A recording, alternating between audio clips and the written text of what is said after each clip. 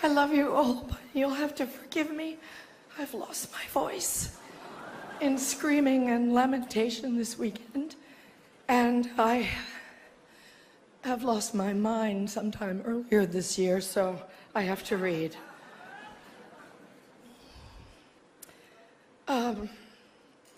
Thank you, Hollywood Foreign Press.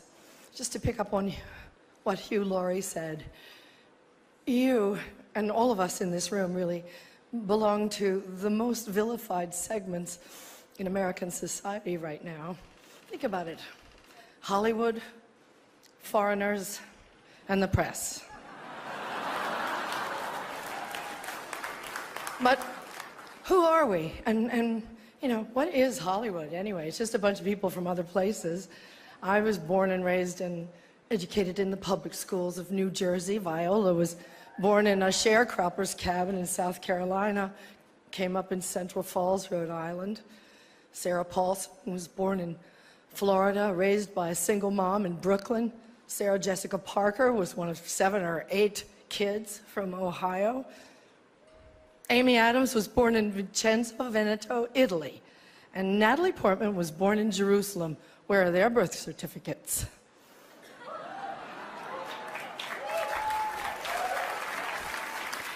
And the beautiful Ruth Negga was born in Addis Ababa, Ethiopia, raised in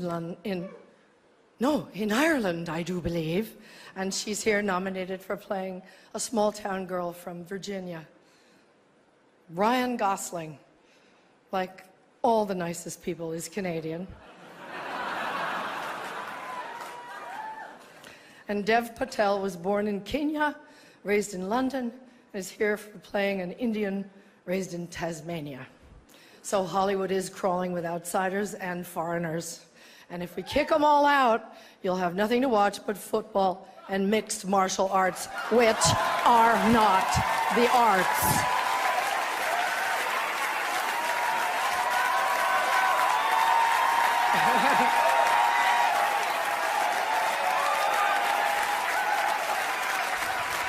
They gave me 3 seconds to say this, so. An actor's only job is to enter the lives of people who are different from us and let you feel what that feels like. And there were many, many, many powerful performances this year that did exactly that. Breathtaking, compassionate work. But there was one performance this year that stunned me. It sank its hooks in my heart. Not because it was good. There was nothing good about it.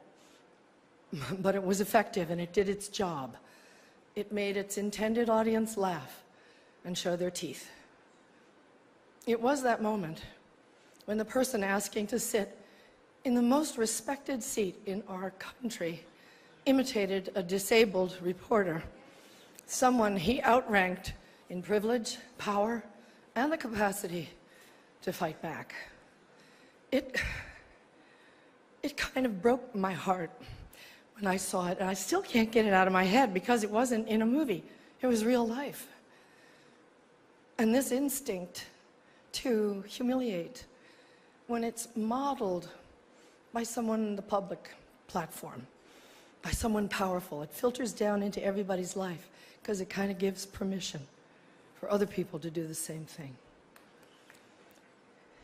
Disrespect invites disrespect. Violence incites violence. When the powerful use their position to bully others, we all lose. Okay, go up with that thing. Okay, this brings me to the press. We need the principled press to hold power to account, to call them on the carpet for every outrage.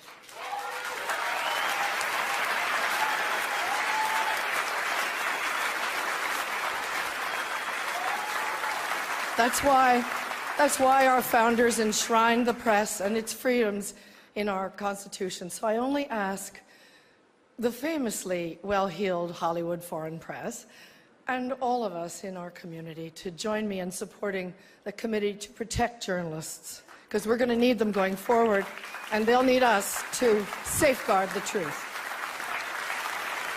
One more thing.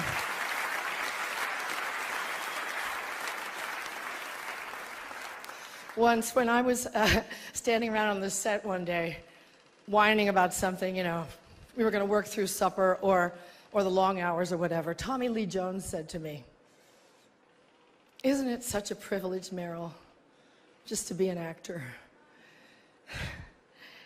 Yeah, it is, and we have to remind each other of the privilege and the responsibility of the act of empathy. We should all be very proud of the work Hollywood honors here tonight.